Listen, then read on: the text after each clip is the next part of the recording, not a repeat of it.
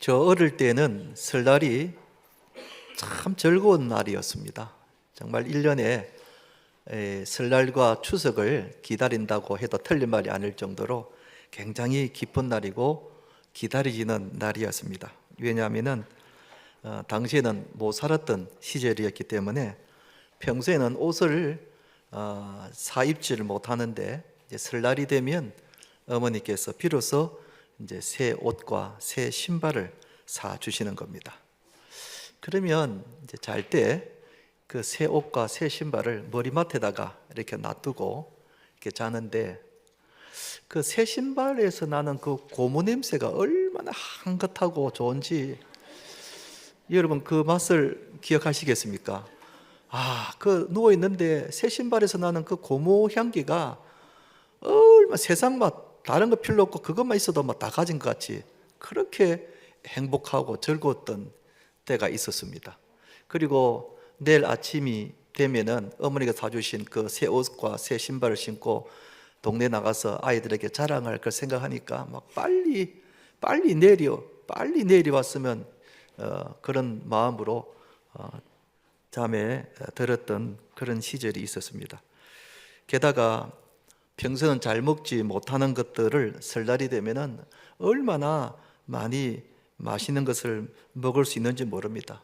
평소에는 구경도 못하는 소고기를부터 시작해서 전이며 잡채며 뭐 생선이며 온갖 과일들 저희 어머니 어디서 돈이 났는지 명절만 되면은 막 상다리가 부러질 정도로 그렇게 거하게 이렇게 차려오시는 겁니다. 그러면 막 그날 되면은 진수성찬에다가 배불리 먹는 그런 날이었습니다. 그래서 이 설날 명절이 되면은 그렇게 행복하고 즐거웠던 날이었습니다. 그런데 요즘은 설 명절이 돼도 그렇게 어릴 때처럼 막 설레이거나 기다리거나 즐겁지가 않는 것 같습니다. 왜 그런가 했더니 뭐 설 명절이 아니라 평소에도 옷을 잘 사입고 맛있는 음식도 뭐 잘 먹기 때문에 굳이 설날을 기다릴 필요가 없는 겁니다. 옛날만큼 그렇게 설레고 즐겁지가 않는 겁니다. 그렇다 보니까 이 설날의 풍습도 점점 이렇게 바뀌는 것 같습니다. 이렇게 봐도 뭐 설날이라고 뭐 특별히 새 옷 입고 온 사람은 뭐 눈에 안 띄는 것 같습니다. 늘 입던 옷 입고 오시는 것 같고 일부에는 이제 한복 입고 오시는 우리 연세 드신 분들 좀 계시더만요. 뭐 그러니까 설날인지 뭐 아닌지 평소 그렇게 티가 안 나는 그런 풍습으로 바뀌는 것 같습니다. 그런데 우리 기독교인들 중에는 설날이 기독교와 직접 관계가 없다고 그래서 잘 못 보내는 사람들이 들어 있습니다. 실제로 이 설 명절과 관련된 문화들을 보면은 비기독교적인 문화들이 대부분입니다. 뭐 제사를 비롯해서 뭐 집에 부적을 거는 거라든지 혹은 뭐 복조리 거는 거라든지 뭐 미신을 믿는 거라든지 혹은 뭐 토종비결 여러분 토종비결 오랜만에 들어보죠. 이동혁 집사님 토종비결이라는 말 들어봤습니까? 들어는 봤습니까? 저희 어린 시절에는 저희 어머니가 교회를 안 다니던 시절이기 때문에 설날만 되면 가족들 이름마다 다 토종비결 어디서가 그렇게 사가지고 와가지고 이렇게 앉아가지고 이렇게 읽어주고 그런 토종비결 금년에 네 운인데 앞으로 물 조심해라더라. 금년에 절대로 묵어 가지 마라 이러면서 하여튼 토종비결 그런 것들을 보면은 비기독교적인 문화가 참 많죠. 그러다 보니까 설날이 되어도 이 불신 가족들이나 또는 친지들하고는 잘 어울리지 못하는 경우가 현실인 것 같습니다. 그러나 우리가 옛날부터 내려오는 이 미풍양속을 무조건 부정적으로 보는 것은 옳지 않습니다. 왜냐하면 우리나라의 이 설날 문화에도 아주 좋은 장점들이 있기 때문에 그렇습니다. 우리가 부르는 이 설날은 본래 이 한자에서부터 온 건데 원단 혹은 세수, 연수라 그래서 그 뜻은 모두 새해의 정을 초하루 날이다 그런 뜻입니다. 그러니까 설날을 맞이하면서 묵은 해는 보내고 이제 새로운 마음으로 한 해를 시작한다는 그런 뜻을 가지고 있습니다. 설날이 되면은 부모님께 세배하고 가족들과 떡국을 먹고 서로 덕담을 나누고 그리고 윷놀이를 하면서 서로 가족의 화목을 도모했습니다. 그렇기 때문에 신자라고 해서 이 설날이나 명절을 무조건 부정적으로 보는 것은 옳지 않습니다. 그런데 성경에도 우리나라의 설날과 비슷한 절기가 있습니다. 여러분 아시겠습니까? 오늘 읽은 이 본문의 말씀이 그러한데요. 거기 보면은 초하루라는 말이 나오죠. 예전 성경에는 월삭이라고 나왔습니다. 월삭, 우리 교회에서는 월삭 기도회 바로 그 월삭인데 이걸 매월 초하룻날을 월삭이라고 그렇게 불렀습니다. 지금 성경에는 초하루라고 되어 있는데 특히 한 해의 첫날 음력으로 정월 초하룻날을 아주 특별하게 구별하여 지냈다 하는 것입니다. 그런데 우리나라의 설날과 성경에 나오는 이 월삭절기와는 몇 가지 공통점이 있는 것을 제가 발견하게 되었습니다. 어떤 공통점이 있는가 하면은 날짜가 설날은 음력 정월 초하루죠. 월삭도 음력 초하루 날짜가 똑같습니다. 매월인데 우리는 하여튼 정월 초하루. 설날에는 일을 하지 않고 쉬죠. 공휴일 하죠. 월삭에도 이스라엘 백성들이 안식일을 정해놓고 일을 하지 않고 쉽니다. 그리고 설날이 되면 우리나라 사람들은 차례나 제사를 지내는데 이스라엘 백성들도 월삭이 되면은 하나님께 제사를 드립니다. 또 설날이 되면은 우리나라 사람들이 온 가족들이 함께 모여서 떡국을 먹고 같이 지내죠. 월삭에도 이스라엘 백성들이 온 가족이 한 자리에 모여서 음식을 같이 먹습니다. 그리고 설날에는 우리가 조상께 제사를 지내면서 복을 기원하죠. 복을 빕니다. 마찬가지로 월삭절기에는 이스라엘 백성들이 하나님께 복을 기원합니다.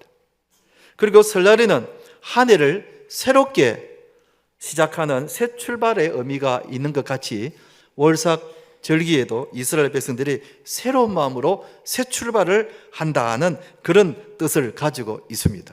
여러분 몰랐죠? 성경을 깊이 알아야만 알 수 있는 그런 대목입니다. 여러분들이 이걸 알았다는 것은 굉장히 수준 높은 교회 지금 다니고 있다는 겁니다. 이걸 잘 아는 사람 별로 없습니다.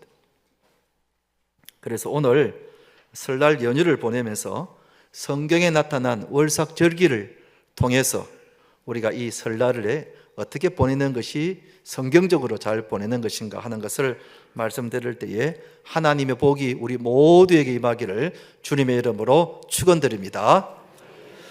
첫째는 설날에 무엇을 생각해야 하는가? 하나님이 복을 주신다 하는 겁니다.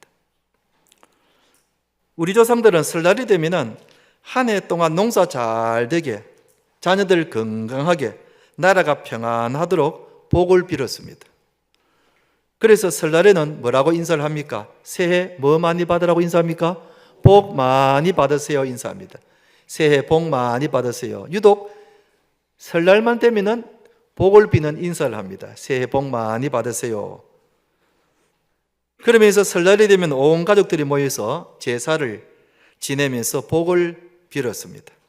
그리고 설날이 다가오면은 섣달 금음날 가까이 오면은 복조리 장사들이 복조리를 한 짐 지고 골목을 다니면서 복조리를 팔았습니다. 저 어릴 때도 밤에 복조리 장사 아저씨가 복조리를 파는 그 소리를 지금도 기억합니다. 뭐라고 복조리를 파느냐면 복조리 끝을 지 올리더라고요. 복조리 그리고 해요. 그러면 저희 어머니가 얼른 나와가지고 복조리를 2개를 딱 삽니다. 그러니까 문 위에다가 딱 이렇게 X자 모양을 해가지고 딱 걸어 놓습니다. 왜 복조리를 샀는가 했더니 이게 복조리는 이렇게 살을 이렇게 거두는 거잖아요. 이렇게 복을 거둔다, 복을 이렇게 거둔다 그런 뜻으로 복조리를 이렇게 사서 걸어 놓는. 그때는 저희 어머니가 교회를 안 다녔기 때문에 그렇게 하면 이제 복이 들어온다 그렇게 믿었던 거죠. 그리고 설날이 가까이 오면은 집집마다 문 대문에다가 글자를 써가지고 붙이죠. 요즘도 그런 가정들이 있던데 보니까 뭐라고 붙입니까? 만사 형통, 운수 대통, 입춘 대길 이렇게 한문으로 쫙 해가지고 대문에 걸어 놓습니다. 왜 그럽니까?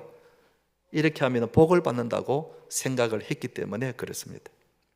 근데 마찬가지로 이스라엘 백성들도 월삭 초하루 날이 되면은 복을 빌었습니다. 그런데 이스라엘 백성들은 어떻게 복을 빌었는가? 오늘 읽은 10절을 제가 다시 한번 읽어보겠습니다. 10절 보면은 또 너희의 희락의 날과 너희가 정한 절기와 초하루에는, 저기 월삭이거든요, 번제물을 드리고, 번제물을 드렸다, 하나님께 제사를 드렸다, 그런 뜻입니다. 초하루 날 되면은 하나님께 제사를 드리면서 하나님께 복을 빌었다, 그런 뜻입니다. 여러분, 이스라엘 백성들도 복을 빌었고 우리 조상들도 복을 빌었는데 그 차이점이 무엇인가? 복을 비는 대상이 달랐다는 것입니다. 이스라엘 백성들은 하나님께 복을 빌었는데 우리나라 사람들은 조상님께 복을 빌었다 하는 것입니다. 그리고 천지 신명께 복을 빌었고 알 수 없는 여러 귀신들에게 복을 빌었다는 것입니다.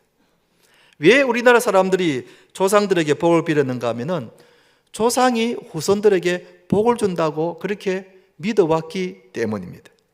그래서 일이 잘 되고 잘 못되고 하는 것은 조상이 그렇게 일 잘 되게 하고 잘 못되게 해준다고 그렇게 생각을 한 겁니다. 그래서 큰 일을 앞두고는 어디를 찾아갑니까?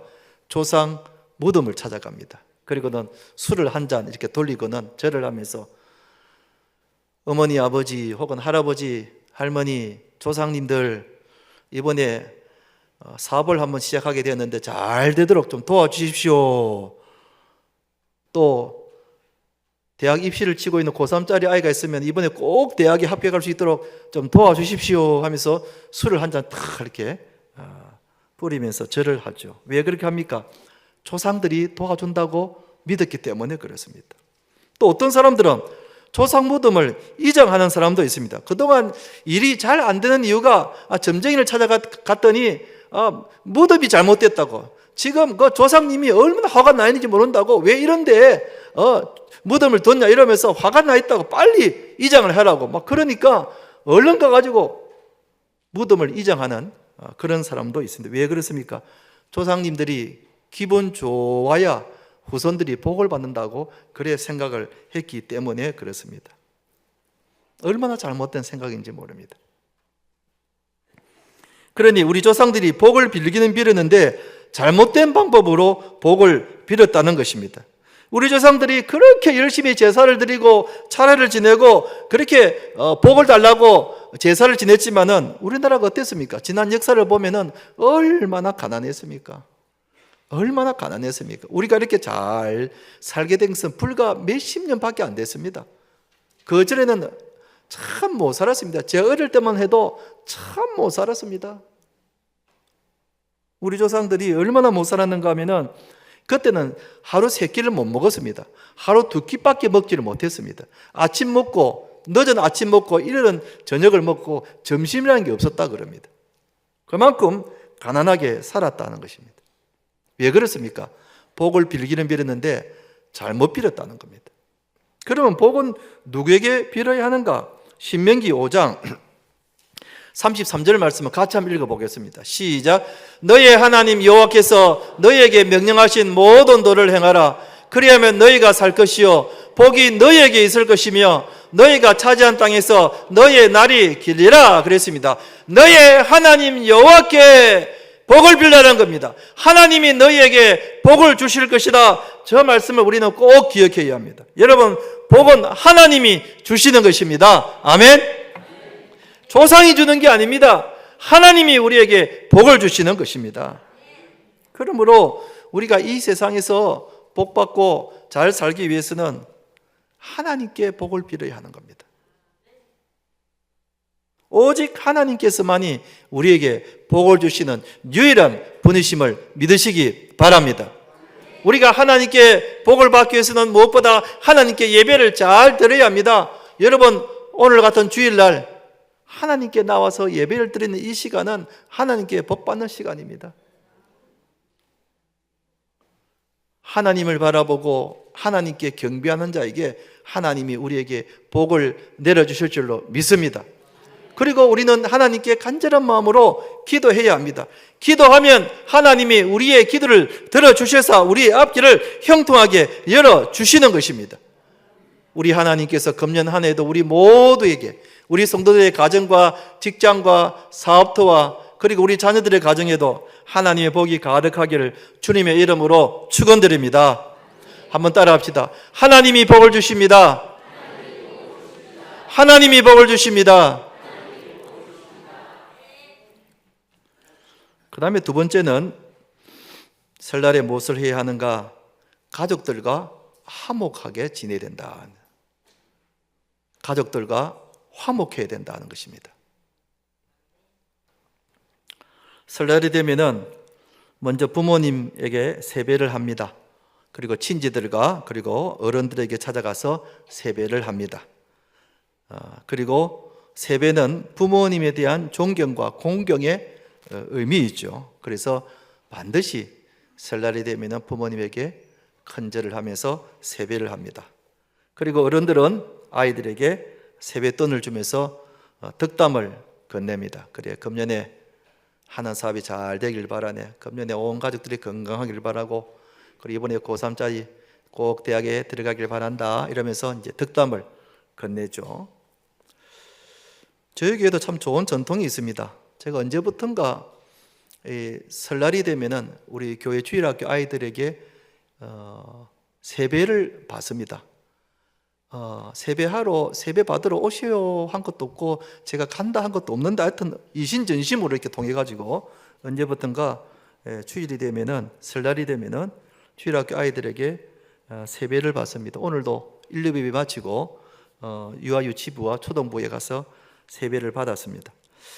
주일학교에서 아이들이 어릴 때 담임 목사인 저에게 세배를 하면은 참 좋은 추억이 되고, 그리고 신앙교육에도 참 좋은 것이라고 생각이 됩니다. 이런 좋은 전통은 앞으로도 계속 이어갔으면 합니다. 물론 제가 갈 때 빈손으로 안 갑니다. 봉투에 돈을 넣어서 세뱃돈을 준비해 가지고 갑니다. 물론 큰 돈은 아닙니다만 아이들에게 세배를 받고 세뱃돈을 이렇게 주면은 아이들이 굉장히 좋아합니다. 그걸요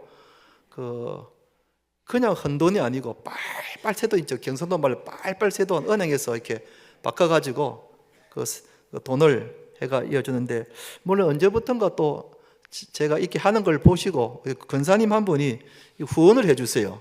후원해 주셔가지고 같이 이렇게 지금 하고 있습니다. 그래서 매년 설날이 되면은 아이들이 저를 기다리는 거예요. 저를 기다리는지 세뱃돈을 기다리는지 알 수는 없지만은 아무튼 아이들이 저를 기다려요. 그러면 아이들이 참 기뻐하고 행복해요.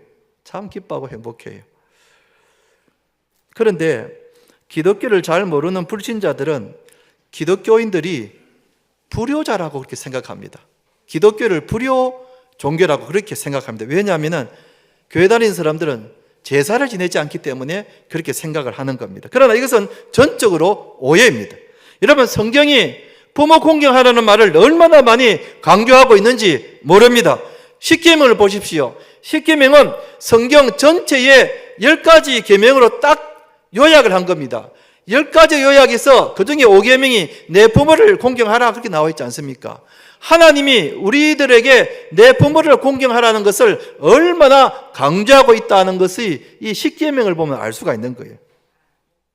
그런데 성경에 보면은 여러분 이런 말씀이 있는데 참 끔찍한 말씀이 나옵니다. 신명기 21장 18절 21절 보면은 사람에게 완악하고 패역한 아들이 있어 그의 아버지의 말이나 그 어머니의 말을 순종하지 아니하고 부모가 징계하여도 순종하지 아니하거든 그 성읍의 모든 사람들이 그를 돌로 쳐 죽을지니 이같이 너가 너희 중에서 악을 제하라 그리하면 온 이스라엘이 듣고 두려워하리라 그랬습니다. 여러분, 말 안 듣는 자식이 있으면은 동네 사람들에게 데려가가지고 돌로 쳐 죽이라는 겁니다. 참 얼마나 끔찍한 말입니까? 우리가 구약시대에 안 태어난 게 참만 다행입니다. 그만큼 부모님께 순종하고 공경하고 효를 다 하라고 성경은 우리에게 가르치고 있는 것입니다. 그래서 우리가 불신자들에게 이런 오해를 주지 않기 위해서 신자인 우리들이 명절이 되면 더 부모님을 찾아뵙고 그리고 공경하고 해야 합니다. 평소에도 다른 자녀들보다도 더 부모님을 공경하고 돌아보아야 합니다. 이런 오해를 예수 믿는 사람들은 불의한다, 그런 오해를 주지 않기 위해서 교회 다니는 우리들이 더 다른 형제들보다 부모님을 잘 공경하고 용돈도 많이 드리고, 오늘도 보니까 저 멀리서 부모님께 오시기 위해서 오신 분들이 몇 분 계신데 참 잘 오셨습니다. 부모님이 얼마나 기뻐하고 좋아하겠습니까? 그리고 세배를 하고 나면은 가족들끼리 모여서 떡국이나 혹은 설 음식을 먹습니다. 이것을 우리나라 말로 세찬이라 그럽니다. 설날 음식이라는 그런 뜻입니다. 그리고 음식을 먹고 나면 가족들과 함께 모여서 설날 놀이를 합니다. 뭘 합니까? 대표적으로 윷놀이를 하죠. 윷놀이하고 널뛰기도 하고 그리고 연날리기도 하고, 그런데 고수도 폈다는 말은 없습니다. 이렇게 설날이 되면은 가족들, 친지들이 모여서 오붓하게 지내면서 화목하는 날로 그렇게 보냈습니다. 그런데 구약시대에 이스라엘 백성들도 마찬가지였다는 겁니다. 초하루 월삭 절기가 되면은 떨어져 있던 가족들이 다 함께 모여서 식사를 했다는 겁니다. 다시 10절을 제가 보겠습니다. 또 너희의 희락의 날과 너희가 정한 절기와 초하루 월삭에는 번제물을 드리고 그 다음에 화목제물을 드리며, 화목제물을 드려라. 저 화목제물의 특징이 뭔가 하면은 제사를 지내고 난 뒤에 음식을 서로 나누어서 같이 먹는 특징이 있습니다. 번제는 100% 하나님께 태워서 드리는 제사이지만은 화목제물은 일부만 하나님께 드리고 나머지는 가족들과 혹은 제사장들과 함께 나누어 먹는 것이 화목제물의 특징입니다. 왜 그렇게 했을까요? 화목제사를 드리고 난 다음에 사람들과 화목하게 지내라는 것입니다. 제사만 드리고 끝나는 것이 아니라 제사 드리고 난 다음에 가족들과 이웃 사람들과 함께 화목하게 지내라는 뜻이 이 화목제물에 숨겨져 있는 진리인 겁니다. 그렇기 때문에 우리가 설날이 되면 가족들과 적극적으로 화목하게 지내야 합니다. 로마서 12장 18절 말씀을 같이 한번 읽어봅시다. 시작. 할 수 있거든 너희로서는 모든 사람으로 더불어 화목하라 그랬습니다. 모든 사람으로 더불어 화목하라. 모든 사람이라는 것은 교회 다니는 사람뿐만 아니라 교회 안 다니는 사람들도, 불신 가족들이라도 적극적으로 더불어 화목하게 지내라 하는 것입니다. 그래서 설날이 되면은 가족 친지들이 함께 모여서 화목하게 지냅니다. 혹 서운한 것이 있다든지 안 좋은 일이 있어도 그걸 다 푸는 겁니다. 다 푸는 겁니다. 어떤 일이 있어도 새해를 넘기지 말자. 다 풀어야 하는 겁니다. 만나서 화해하고, 만나서 압수하고, 만나서 또 서로 마음을 나누고 품고, 그렇게 해서 작년에 있었던 안 좋은 일은 다 보내고 이제 오늘 설날을 맞이해서 우리 새로운 마음으로 다시 화목하게 지내는 것, 이게 월삭의 의미도 있고 설날의 의미도 있는 겁니다. 그런데 사실 예수님이 우리를 하나님과 화목시켜 주셨습니다. 예수님이 우리를 하나님과 화목하게 해주시기 위해서 기꺼이 십자가를 지신 것입니다. 여러분, 화목하게 하려면 이것저것 따지면 안 됩니다. 내가 잘못한 것이 없지만은, 그러나 내가 화목하기 위해서는 예수님처럼 십자가를 지어야 화목할 수가 있다는 뜻입니다. 여러분, 부모님에게 할 말이 많지만은, 그러나 이것저것 따지지 말고 무조건 부모님과 화해하십시오. 형제들하고도 내가 할 말이 많지만은, 내가 잘못한 것이 없지만은, 그러나 예수님처럼 내가 십자가를 지는 마음으로 악수를 청하고 품고 용서하면은 화목하게 되는 겁니다. 여러분, 설날은 바로 그런 날입니다. 그런데 어떻게든지 어떤 집안은 설날에 모여가지고 대판 싸우는 집이 있어요. 아니, 화목하기 위해서 모였는데 대판 싸우더라고요. 우리는 이 설날 예수님께서 나와 예수님 이 원수지간의 관계를 화목시켜 주신 것 같이, 혹시 내가 그동안 부모님하고 혹은 우리 형제들하고 누구하고 이렇게 서운하고 관계가 좀 멀어져 있고 좀 틀어져 있고 말도 좀 잘 안 하고 전화도 안 하고 그런 관계가 있다면 이번 설날에 만나서 내가 먼저 악수를 청하고 내가 먼저 화해를 하고 내가 먼저 마음의 문을 열어서 화목하게 지내는 것, 이게 바로 예수님의 마음이고 신자의 마음입니다. 그래서 이번 설날에는 다 풀고 새로운 마음으로 시작하자는 것이 설날의 의미이고 그리고 월삭의 의미인 것입니다. 자, 따라합시다. 화목하게 지냅시다. 화목하게 지냅시다. 이제 말씀을 맺겠습니다. 설날은 우리나라의 좋은 미풍 양속입니다. 우리가 기독교와 관계없다 그래서 무조건 명절을 부정하거나 또 소극적으로 대해서는 안 됩니다. 우리가 이 좋은 미풍 양속을 기독교적인 의미로 잘 이어서 우리가 이번 설날에도 하나님께 예배드리고 부모님을 잘 공경하고 형제들 강한데도 우애 있게 화목하게 잘 지내서 하나님의 복이 우리 모두에게 임하기를 주님의 이름으로 축원드립니다.